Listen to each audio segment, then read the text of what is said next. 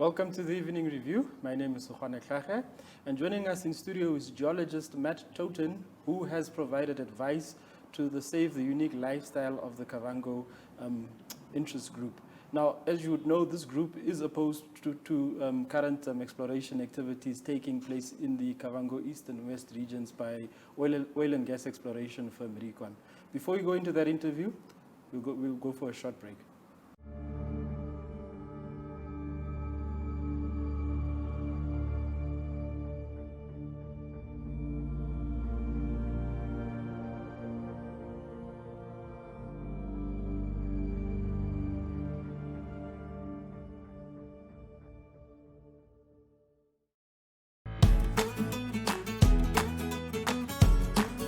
Namibia, this is your favorite girl, Top Cherry What. Are you vaccinated? If yes, a round of applause to you. If not, fear not, because we got you. Top Cherry What will be coming to a village, a town, or somewhere near you very soon to get vaccinated with you. Cool, hey? I know. Please help me so we help the rest of the nation kick out COVID. Top Cherry What? My Namibia, my country, my pride.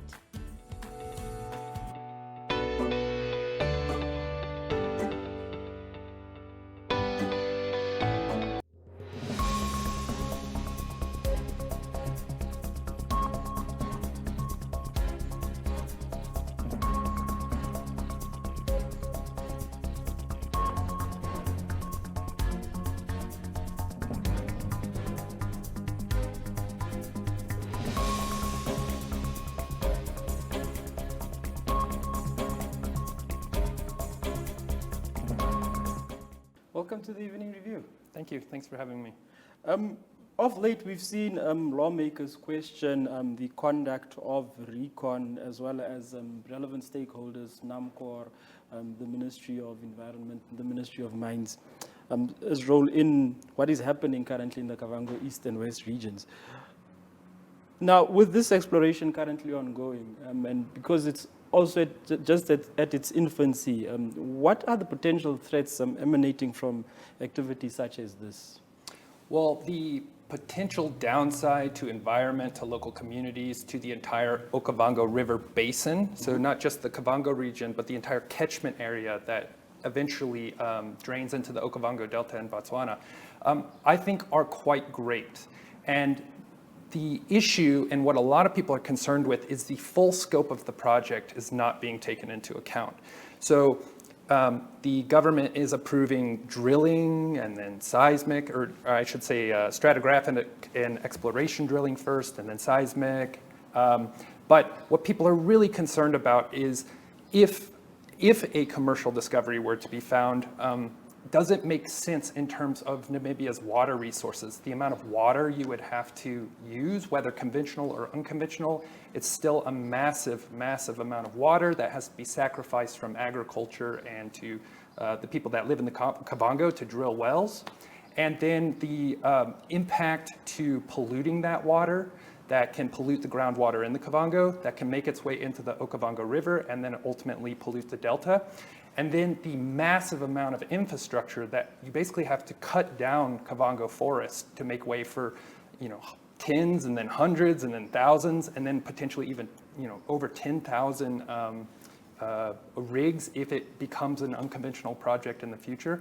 And then all of the roads and the infrastructure, it would just devastate the local agriculture. It would devastate the local ecosystems. It could pollute the water. It could destroy the Okavango Delta in the future. And then the actual likelihood that the local Kavango people will participate in the privatization, the monetization of the oil sold, I think is very low. So the risks are all being borne by Namibians, but all of the private gains are being experienced by the company already, as the Committee on Natural Resources was pointing out in their committee hearings this week. There's an issue, just sort of now, just to give, because this is something, I'm a layperson and I'm sure there are people viewing this and that want a proper understanding of what is involved. So just take us through the exploration, the exploration stages in terms of what is happening now, and just tying that to the negative effects that could emanate from this at this point in time? Okay, so the company has proposed that they think there is a commercial oil and gas potential for the Kavango region that has been missed by all the previous explorers in the past who have come to Namibia and looked. And that's very important because the data has never suggested that you would find a deep sedimentary basin that could produce hydrocarbons. So this is sort of something that the Recon insiders put together and started marketing for the last few years, and then listed their company on stock exchanges around the world, and then started really paying for promotion. So paying online news organizations or online platforms like oilprice.com to publish these glowing reviews of up to 120 billion barrels of oil potential in the Kavango, and they're still doing it. The company paid for this full-page ad in the Namibian Sun on Tuesday. It appears there's no author of who wrote this. There's no reference to whether or not this was a paid article. So this is sort of the tactics the company uses to engender support from the community and their investors abroad. So they have made this story that there are billions and billions of barrels of oil to be found. And the sad part is company insiders have already made small fortunes by selling off their shares in the stock at these pumped up prices that happened this last year. So whether or not there's oil to be found in the Kavango or not, company insiders have already made money on the deal. And as the committee was pointing out in this week's meetings, NAMCOR and the Namibians have shared in virtually none of that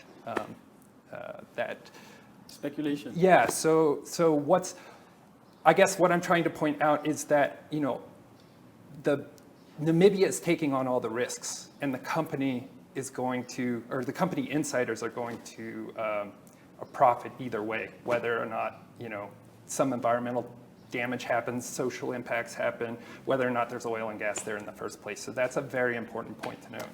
I want to know, the company's reports aside, as a petroleum geologist, have you had the chance to evaluate the data? Have you looked at it?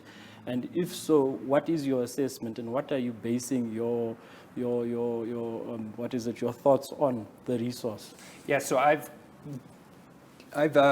had a deep dive into the publicly available data, both from all the exploration done in the past in the Ovambo Basin north of Etosha, which is where most of the oil and gas exploration has happened in the past, because the data suggested that was the most likely place for oil and gas to be found.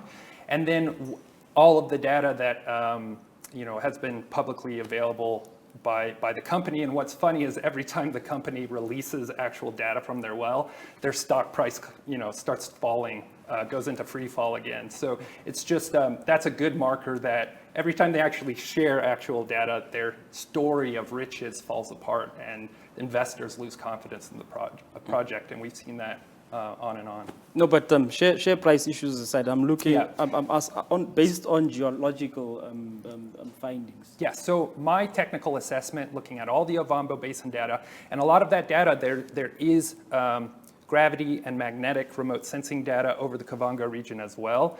And my technical assessment is there's no real commercial oil and gas to be found in the Kavango. The Ovambo Basin, which was a deeper sedimentary basin than the Kavango, where the companies helped sell the project before they started drilling by saying this is a deep basin, even deeper than the Ovambo Basin, and then their wells were TD'd much shallower than that. So that sort of deep basin story is falling apart, and their source rock, the rock that you need to generate the oil and gas, they said that they expected to find up to 6,000 feet or about 2,000 meters of thick, deep marine source rock in the Kavango area, and they found 0 feet of it, self-admitted in the publicly available data. So even the potential for the Kavango Basin to create oil and gas has basically evaporated based on their original marketing story. So this only furthers my assessment that the likelihood of a commercial discovery is very poor, and actually the chance of, if a commercial amounts of oil and gas are there, they're probably in in a rock type you would have to frack. So the story of there being conventional resources is also evaporating. So if there is something, we're getting back to the place where it looks like the future would hold fracking for the Kavango. So that's my technical assessment based on the publicly available data. Okay. Since you're saying that should it not be a conventional oil discovery, and we find, let's assume, and they find commercial oil available through fracking, what would you, as an expert in this field, then advise government as to how to approach this? Yeah, so as actually in one of the committee hearings this week, the Swanu Party president, Honorable Tangini Iyambo, he actually proposed that Namibia should ban fracking, make it totally illegal, because the resources, just the sheer water resources and risk to contaminating the agricultural land, the number of wells you would need, the amount of water and wastewater you would produce, just in no way makes sense for Namibia. So I actually think the very first thing to actually give everybody confidence that things are moving in a smart direction is that Namibia should just ban fracking outright. It cannot happen here because this is an arid country with very limited water resources, and you would have to basically sacrifice all of the Kavango's water resources to do a frack project. So let's just make it illegal from the start, so that's never on the table in the future. What if, for argument's sake again, there's a conventional oil discovery? Again, how does government go about managing this process? Okay, so your previous question was about unconventional, but I think the likelihood of a conventional discovery is very low. We haven't seen any of the data Recon's released. It really does not engender any confidence in a conventional well. That's not what the company will say, but that's what all the geologists here in Namibia are saying who aren't involved with the company. So on top of that, what I would tell Namibian politicians is that by the time you actually get, if there was a discovery, by the time you actually get that oil flowing, what a lot of economists are expecting is for the oil and gas market to collapse because these new technologies are coming in and replacing oil and gas. So there may not even be a marketplace to sell your oil in the future. At least there is a big risk of that happening because new technologies are replacing oil and gas and the world is rushing as quickly as possible to replace it. So what that would mean is that you end up investing in this project, which is incredibly damaging to the environment just from the sheer number of rigs and forests you have to cut down to make the project work. And then the risk of not even being able to sell that oil at a profit because oil and gas markets collapse in the future. That's a high risk. And again, the Namibians are taking the risk. The company is making money either way.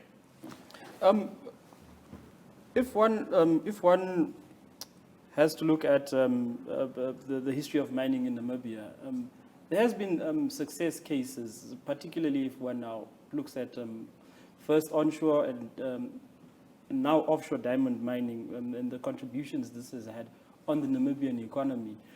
All things being equal, let's assume now, let's just say the collapse of the oil and gas industry is 50 years off or even 100 years off from today, and Namibia is able to capitalize on a resource that probably has a life of mine of 40 years. Again, how do we, because the examples are there where there have been advantages.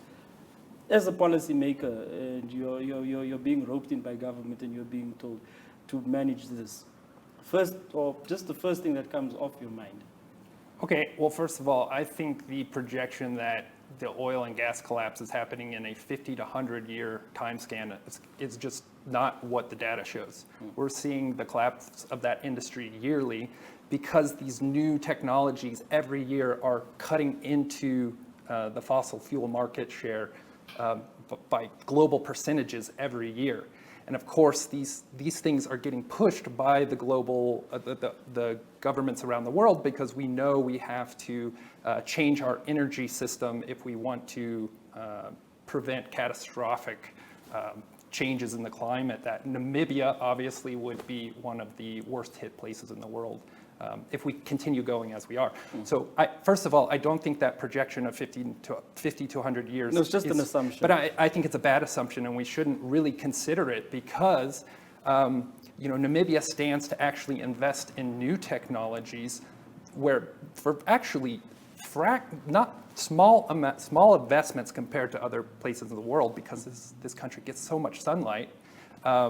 You could power all of Namibia and then produce excess capacity that you could start selling to your neighbors and realize real gains and real developmental gains for people around the country much sooner, for less cost, and definitely less risk to pristine wildlife areas like the Kavango and the most pristine agricultural areas like the Kavango. And then I want to ask, given now that this resource is not only limited to Namibia, but there's also talks of Botswana, neighboring Botswana. For this project to get off the ground, would it not mean that there has to be involvement from the neighboring countries as well? Yeah. So in terms of the scope now, what I'm actually afraid of, in the scenario of a commercial discovery, if that, in my opinion, very low likelihood scenario were to happen, but let's say there was a commercial discovery, what you would start to see is actually probably a breakdown in neighboring relations around that oil deposit, because then Botswana would want to run in and break their CASA treaty ties, that transboundary conservancy, the CASA. They would probably break their ties to start drilling up the northwest corner of Botswana, and Angola would probably roll back their laws around protected areas to try and drill in southern Angola.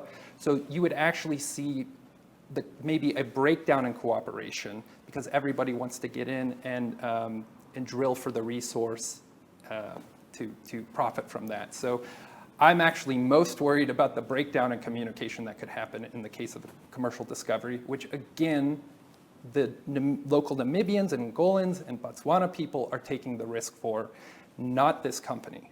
So that is such an important point to put out. This company is profiting from the pump stock prices regardless of if there's anything or not. So we should really be taking what they say with a grain of salt going forward. Thank you very much for joining us on the Evening Review. Thanks for having me. Thank you for tuning in. Good night.